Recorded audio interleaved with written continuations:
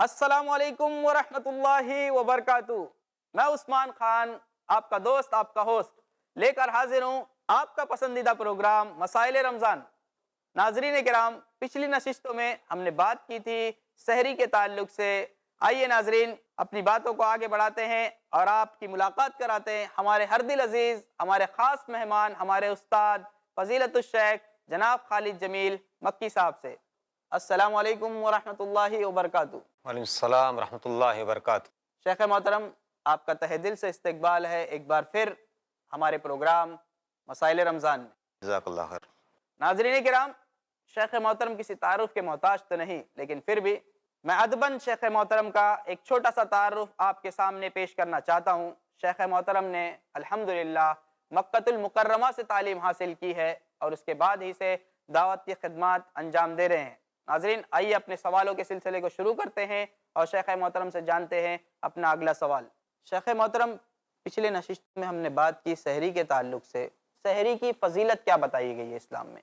سب سے بڑی چیز تو یہ ہے کہ ہمارے اور غیروں کے روزوں میں یہ فرق کرنے والی چیز ہے۔ جی، نبی محترم صلی اللہ علیہ وسلم کی حدیث ہے کہ فصل بین سیامنا و سیام اہل الکتاب اکلۃ السحر، کہ ہمارے اور غیروں کے روزوں میں فرق کرنے والی کوئی چیز ہے تو وہ سحری۔ اس سے اندازہ لگائیے کہ سحری یہ ہمارے اور دوسرے لوگوں کے روزوں میں فرق کرنے والی چیز ہے۔ دوسرا فائدہ اس کا یہ ہے کہ آپ صلی اللہ علیہ وسلم نے فرمایا کہ تسحروا فإن فی السحور برکہ، سحری کرو، سحری کرنے میں برکت ہے۔ کیا معنی برکت ہے؟ یعنی برکت کے معنی یہ ہوتے ہیں کہ آپ کا جو دن ہے وہ خیر و عافیت میں گزرے گا۔ الحمدللہ۔ انسان کے لیے بہت ساری چیزیں، جیسے اگر سحری نہیں کیا ہے تو ممکن ہے کہ اول دن سے اسے کمزوری لاحق ہو جائے۔ کچھ چیزیں ایسی جو عبادات و بندگیوں کی جو مشقت کی ہیں وہ آدمی کرنا چاہتا تھا، لیکن وہ تھکان کی وجہ سے، بھوک اور پیاس کی شدت کی وجہ سے ممکن ہے وہ انجام نہ دے پائے۔ تو یہ اس کی برکت ہے کہ اللہ تبارک تعالیٰ اسے سحری کے ذریعے سے اس کے اندر قوت دے دیتا ہے اور پھر وہ ایسے اعمال انجام دینے کے لیے طاقت اور توانائی پاتا ہے۔ تو یہ اس طریقے سے اللہ تبارک تعالیٰ نے سحری کے اندر برکت رکھی ہے، اور جیسے کہ میں نے آپ کے سامنے اللہ کے نبی صلی اللہ علیہ وسلم کی حدیث پیش کی۔ جزاک اللہ خیرہ شیخ محترم، بہت بہت شکریہ۔ ناظرین کرام، پتہ چلا کہ سحری کرنے سے برکتیں حاصل ہوتی ہیں۔ اب ایک سوال پیدا ہوتا ہے کہ سحری کا افضل وقت کیا ہے؟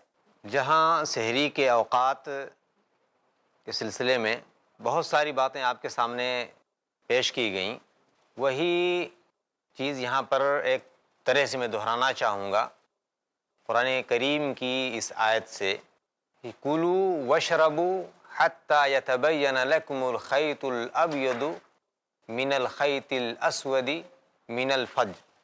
جی، تو قرآن کریم کی آیت کہ کلوا واشربوا حتی یتبین لکم الخیط الابیض من الخیط الاسود من الفجر ثم اتموا الصیام الی اللیل۔ اس آیت کے اندر اللہ تبارک تعالیٰ نے سحری کا آخری وقت متعین کر دیا کہ وہ سفید دھاری جب نمودار ہو جائے تو گویا کہ سحری اب بند ہو گئی۔ رہا مسئلہ افضلیت کا، تو افضل وقت وہ آخری وقت ہے۔ جس طریقے سے افطار میں جلدی افضل ہے، اسی طور سے سحری میں تاخیر افضل ہے، کیونکہ اس میں مشابہت کہیں غیروں سے نہ ہو جائے۔ غیروں سے اختلاف کی بنیاد پر اللہ کے نبی صلی اللہ علیہ وسلم نے یہ فرمایا کہ ہمیں سحری تاخیر کرنی چاہیے، کیونکہ اغیار وہ لوگ سحری جلدی کر لیا کرتے تھے، افطار میں وہ لوگ تاخیر کرتے تھے، ہمیں پہلے جلدی کرنے کا حکم دیا گیا۔ سحری میں وہ لوگ جلدی کرتے تھے، ہمیں تاخیر کرنے کا حکم دیا گیا۔ تو سحری تاخیر سے کرنا یہ افضل ہے۔ اغیار سے مراد کیا ہے؟ یہود و نصارہ ہیں؟ جی ہاں، آپ یہاں سمجھ سکتے ہیں کہ ہر ملت میں روزے کسی نہ کسی نوعیت سے روزے ان کے ہاں پائے گئے، لیکن جو نشاندہی کی گئی تھی وہ اہل کتاب سے، اور اہل کتاب سے مراد یہود اور نصارہ ہیں، تو ان کے جو روزوں کی کیفیت ذکر کی گئی تھی کہ وہی لوگ ایسا کرتے تھے، اس لیے ہمیں انہی لوگوں کو سمجھنا چاہیے کہ اہل کتاب سے مراد یہود و نصارہ ہیں، اور وہ لوگ اپنے روزے میں اس نوعیت پر افطار کرتے تھے اور اس طریقے پر ان کی سحری ہوتی تھی۔ جزاک اللہ خیر شیخ۔ ناظرین کرام، شیخ محترم نے بتایا کہ یہود و نصارہ سحری میں جلدی کیا کرتے تھے، اس کے لیے اللہ کے رسول صلی اللہ علیہ وسلم نے ہمیں حکم دیا ہے کہ سحری میں تاخیر کریں، اور یہود و نصارہ افطار میں تاخیر کیا کرتے تھے، اس کے لیے ہمیں اللہ کے رسول صلی اللہ علیہ وسلم نے حکم دیا ہے کہ افطار میں جلدی کریں۔ آئیے شیخ محترم سے ہمارا اگلا سوال پوچھتے ہیں۔ شیخ محترم، آپ نے بتایا کہ سحری میں تاخیر کرنا چاہیے، یہی افضل وقت ہے اس کا۔ میں یہ جاننا چاہوں گا کہ اگر کوئی شخص سحری کر رہا ہے اور اس وقت فجر کی اذان ہو جاتی ہے، تو ایسے شخص کو کیا کرنا چاہیے؟ اپنا کھانا پینا روک دینا چاہیے یا اس کو مکمل کر لینا چاہیے؟ اس تعلق سے شریعت کا کیا حکم ہے؟ شریعت مطہرہ میں سحری کا آخری وقت بتلا دیا گیا، اور ابھی جو قرآن کریم کی آیت میں نے آپ کے سامنے رکھی تھی، اس آیت میں حد بندی کر دی گئی کہ یہ آخری وقت ہے، اس وقت آدمی کو چاہیے کہ اب کھانا اور دیگر تمام چیزوں سے رک جانا چاہیے۔ اب اس کے بعد اگر کوئی آدمی اگر کھاتا ہے یا پیتا ہے یا اور وہ چیزیں جن سے اسلام نے منع کیا ہے، روزے کے لیے ممانعت کی چیزیں ہیں، ان سے رک جانے کے لیے اسلام نے جن چیزوں کا حکم دیا ہے، اگر وہ برتتا ہے تو گویا کہ یہ چیز اس کے روزے میں خلل کا باعث ہے اور اس کا روزہ درست نہیں ہوگا۔ تو کھانے اور پینے کا وقت یہ صبح صادق کی وہ سفیدی کی نمودار ہے، جیسی وہ ہوئی ویسے ہی کھانا پینا بند۔ اب رہ گیا مسئلہ، کوئی ایسا ہے جو بھی کھانا شروع کیا تھا، کھا رہا تھا، اذان ہوئی تو اولاً تو اسے چاہیے کہ وہ فوراً وہاں اپنے کھانے پینے سے رک جائے، لیکن جو لقمہ اس کے منہ کے اندر ہے اتنی گنجائش ہے کہ اسے نگل لے، اسے نگل لے۔ ایسا نہیں کہ ابھی ایک لقمہ منہ میں رکھا ہے یا ایک گھونٹ پانی اس کے منہ کے اندر ہے اور اذان ہوئی تو اب اس کو اگل دے، اسلام اس کی اجازت نہیں دیتا ہے، بلکہ چاہیے کہ وہ اس چیز کو وہ کھائے۔ جزاک اللہ خیر شیخ۔ ناظرین کرام، آئیے شیخ محترم سے ہمارا اگلا سوال پوچھتے ہیں۔ شیخ محترم، میں جاننا چاہوں گا کہ صحابہ کرام سحری کے آخری وقت کا کیسے پتہ چلتا تھا ان کو کہ سحری کا وقت ختم ہو چکا ہے؟ آج کے دور میں تو بہت آسانی ہو گئی ہے، ٹیلی ویژن ہے، مائک ہے، لاؤڈ سپیکر ہے، لوگوں کے گھر میں اذان کی آواز آ جاتی ہے، ٹیلی ویژن کے ذریعے پتہ چل جاتا ہے، ریڈیو کے ذریعے پتہ چل جاتا ہے، موبائل ہے لوگوں کے پاس، تو اس میں بھی عام طور پہ کچھ ایسے سافٹ ویئر وغیرہ آ گئے جس سے پتہ چل جاتا ہے کہ اذان کا وقت ہو چکا ہے۔ لیکن صحابہ کرام کس طرح پتہ کرتے تھے؟ قربان جائیے ان لوگوں کے اوپر کہ وہ بیچارے ہر چیز کو کتاب و سنت سے ڈھونڈ ڈھونڈ کر کے اپنی معلومات میں اضافہ کرتے تھے۔ قرآن کریم میں جو آیت بار بار آپ کے سامنے آ رہی ہے سحری سے متعلق، جی حتی یتبین لکم الخیط الابید من الخیط الاسود من الفجر، اس میں اللہ نے سحری کا وقت بتلا دیا ہے۔ الخیط الابید، سفید دھاری۔ یہاں شہروں میں تو اس چیز کا اندازہ نہیں لگا سکتے لوگ، جو لوگ گاؤں اور قریہ اور بستی میں رہتے ہیں، مجھے معلوم ہے بچپن میں بھی جب اتنی زیادہ ٹائم گھڑیوں کا یا دوسرے اور سہولیات یا وسائل مواصلات کا چرچا نہیں تھا، تو اس وقت مجھے معلوم ہے کہ لوگ صبح کو جب بیدار ہوتے تو والدہ کہتی دیکھو اب وہ آسمان میں وہ سفیدی آ گئی ہے۔ جب وہ سفیدی آ جاتی تو پھر اس وقت جو ہے وہ بیچارے وہ سمجھ جاتے تھے کہ اب سحری کا وقت ختم ہو گیا ہے۔ تو قرآن نے جس چیز کی وضاحت کی ہے حتی یتبین لکم الخیط الابید من الخیط الاسود من الفجر، جی بہت سے صحابہ نے اس کو دوسرے انداز میں بھی سمجھا تھا کہ ایک سفید دھاگا اور ایک کالا دھاگا۔ جی ہاں، تو درحقیقت جو دھاری مراد ہے وہ وہی صبح کی سفیدی مراد ہے، اگر وہ آ جائے تو سمجھ لیجیے کہ وقت اس کا ختم ہوا جاتا ہے۔ جزاک اللہ خیر شیخ۔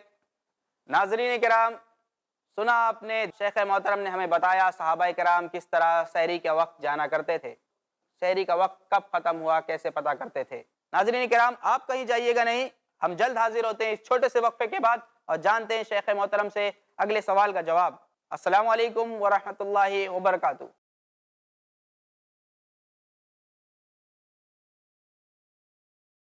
अस्सलामु अलैकुम वरहमतुल्लाहि वबरकातुहू। नाज़रीन, वादे के मुताबिक वक्फे के बाद हम दोबारा हाजिर हैं। आइए सवालों के सिलसिले को शुरू करते हैं। शेख मोहतरम, हमने सहरी के ताल्लुक़ से बहुत सारे मसाइल जाने आपसे, अल्लाह आपको जज़ाए खैर दे। वय्याकुम। शेख मोहतरम, मैं जानना चाहूँगा कि क्या सहरी करना रोज़े के लिए ज़रूरी है? उससे पहले क्या अल्लाह के रसूल सल्लल्लाहु अलैहि वसल्लम की कोई ऐसी हदीस मिलती है सहरी की फ़जीलत के ताल्लुक़ से, या अल्लाह के रसूल सल्लल्लाहु अलैहि वसल्लम ने हमें उभारा है सहरी के लिए? जो हदीस अभी हमने आपके सामने पेश की है जी कि तसहरू फ़इन्न फ़िस्सुहूर बरका, जी कि सहरी करो क्योंकि सहरी के अंदर बरकत है। जी तो ये एक तशजीह है आप सल्लल्लाहु अलैहि वसल्लम की तरफ से कि हमें सहरी करनी चाहिए। जी जी जी। जी, और मेरा दूसरा सवाल कि क्या सहरी रोज़े के लिए ज़रूरी है? सहरी ये रोज़े के वाजिबात में से नहीं है, ये एक सुन्नत है। बिल्कुल। अगर कोई आदमी सहरी करता है तो वो बरकत उसे हासिल होती है, लेकिन ये रोज़े के लिए शर्त नहीं है। अगर कोई आदमी रोज़े की नीयत थी और वो सो गया, सहरी नहीं कर पाया, फ़र्ज़ रोज़े की नीयत थी, जी सहरी नहीं कर पाया और सुबह उसकी हो गई, अब उसके लिए सहरी का मौका नहीं है, तो अपनी इस रोज़े को वो पूरा करेगा, उसके रोज़े पर कोई फ़र्क नहीं आने वाला। जज़ाकल्लाहु खैर शेख।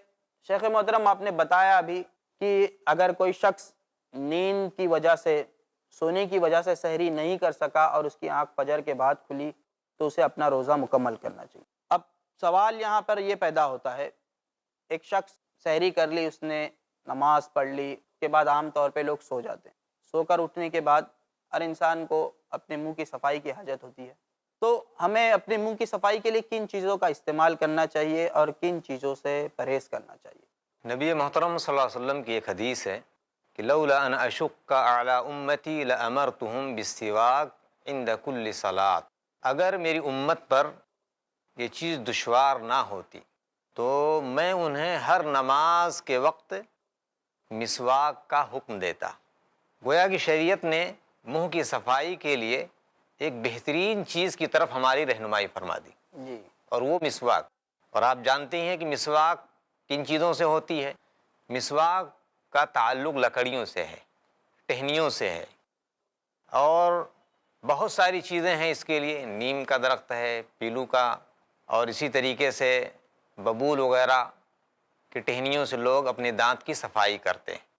हम अगर इन चीज़ों को इस्तेमाल करें तो वो लफ्ज़ सिवाक का इतलाक़ भी इन्हीं पर होता है, ये बेहतर चीज़ है, और इसमें इसके इस्तेमाल से हमारे रोज़े पर भी कोई असर पड़ने वाला नहीं है। जज़ाकल्लाहु खैर शेख। नाज़रीन इकराम, आपने जाना शेख मोहतरम की ज़ुबानी कि हमें मिसवाक का इस्तेमाल करना चाहिए अपनी मुंह की सफाई के लिए। आइए नाज़रीन, शेख मोहतरम से अपना अगला सवाल जानते हैं। मुंह की सफाई के ताल्लुक़ से एक बात और जहन में मेरे आती है। हम सहरी में कुछ चीज़ें खाते हैं, गोश्त वगैरह जैसे, जो दांतों में फंस जाता है, और उसे साफ़ करते वक्त जो ग़िज़ाई अज्ज़ा हमारे दांतों में फंसी हुई है, उसे हलक के अंदर ले लेना, इसका शरीयत में क्या हुक्म है? क्या ऐसा करना सही है? देखिए, अव्वलन तो आदमी को उन चीज़ों को जो उसके दांतों में फंसी हुई हैं मिसवाक के ज़रिए, और आज ये जो मॉडर्न जो तिब का जो तरीक़ा राइज है इस वक्त, इसमें हर खाने के बाद या अमूमन डॉक्टर, दांत के डॉक्टर अमूमन 3 अवकात में मिसवाक करने की तरफ आमादा करते हैं और कहते हैं कि करना चाहिए। इसमें हिकमतें हमारी शरीयत ने भी कि दिन में 5 वक्त की नमाज़ें होती हैं उस वक्त करे, आम हालात में भी आदमी मिसवाक करता रहे। और आप देखेंगे अरब में अल्हम्दुलिल्लाह इन सब चीज़ों का ज़रा खासा एहतिमाम होता है कि वो मिसवाक वो हमेशा लिए रहते हैं और लोग अपनी दांतों को साफ़ करते रहते हैं। ये बहुत ही पसंदीदा अमल है। अगरचे हमारे यहाँ किसी आदमी को इस हालत में देख लेंगे तो कहेंगे कि दिन भर ही मिसवाक ही करता रहता है। तो वो मिसवाक इसीलिए है कि जिससे आदमी के दांत की सफाई हो जाए और दांत के अंदर अगर कोई चीज़ फंसी हुई है तो वो चीज़ निकल जाए। जी उसके बावजूद भी अगर कभी कोई चीज़ फंसी हुई है और आदमी ने निकाला और यूं ही अनजाने में उसके हलक से नीचे चली गई تو انشاءاللہ اس میں کوئی مضائقہ نہیں ہے، جو ہے اس کے روزے پر کوئی اس کا اثر پڑنے والا نہیں ہے، اس وجہ سے اسے دھیان نہیں دیا جو ہے، اور ایک عام حالات اور عادات کی طرح سے وہ نگل گیا جو ہے۔ اولاً اکثر لوگ تو اسے نکال باہر کر دیتے ہیں، لیکن کبھی بد احتیاطی میں انسان یا بھول چوک میں اگر اس نے ایسا کر لیا تو انشاءاللہ اس کے روزے کے اوپر برا اثر کوئی پڑنے والا نہیں ہے جو۔ البتہ اگر کوئی آدمی وہ ٹکڑا دانت سے نکالے اور اس کو یہ بات معلوم ہوگی کہ نگلنا نہیں چاہیے اور اس کے بعد بھی، تو اسے اس چیز سے بچنا چاہیے، اور اگر اس کی یہ نیت ہو گئی غذا کی نیت تو ممکن ہے اس کا روزہ بھی فاسد ہو جائے گا۔ اللہ اکبر۔ جی ہاں۔ شیخ محترم، یہیں پہ ایک سوال اور پیدا ہوتا ہے۔ عام طور پہ دیکھا گیا ہے کچھ لوگوں کو کہ وہ ہمیشہ اپنے منہ میں مسواک لے کے چباتے رہتے ہیں، تو کیا ایسا کرنا صحیح ہے روزے کی حالت میں، یا ہم صرف نماز کے لیے جائیں تو مسواک کر لیں، یا ہمیں کنٹینیو اس کو منہ میں لے کے چباتے رہنا ہے، یا کیا یہ کرنا صحیح ہے؟ ابھی آپ کے سامنے جو حدیث میں نے بیان کی تھی کہ ہر نماز کے وقت یا ہر اذان کے وقت اللہ کے نبی صلی اللہ علیہ وسلم نے کہا کہ اگر میری امت پر یہ دشوار نہ ہوتا، اسلام یرید اللہ بکم اليسر ولا یرید بکم العسر، کہ اسلام بندوں سے آسانی چاہتا ہے، یعنی بندوں کے اوپر آسانی اسلام پسند کرتا ہے، اسلام اپنے ماننے والوں کو مشکلات میں نہیں ڈالنا چاہتا۔